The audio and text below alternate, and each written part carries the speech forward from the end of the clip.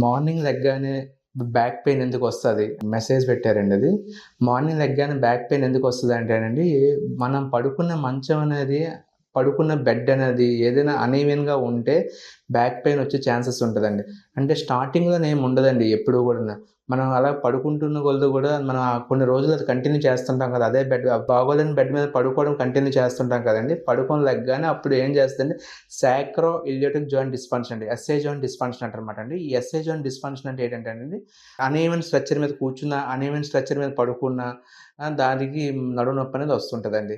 అదే కాకుండాండి పడుకొని లెగడం అప్పుడు కాదండి. మనం కూర్చుంటున్నప్పుడు ఒక పక్క ఇలా కూర్చున్నప్పుడు కూడా మీరు బాగా అబ్జర్వ్ చేసుకుంటే ఇక్కడ చూడండి సైడ్ భాగాన ఎక్కడో ఒక దగ్గర ఈ ఎస్ఏ జాయింట్ పెయిన్ అనేది వస్తుంటది. ఎక్కడో లాగుతున్నట్టు గట్ట ఉంటదనమాట. పడుకొని లెగ్గానే అది ఎలాగొస్తదంటే అండి, లెగ్గానే కొద్దిగా డిస్కంఫర్ట్ కనబడతదండి. మళ్ళీ ఒక 5 నిమిషాలకి, 10 నిమిషాలకి నార్మల్ అయిపోయి, మళ్ళీ నార్మల్‌గా మనం పని చేసుకుంటుంటామండి.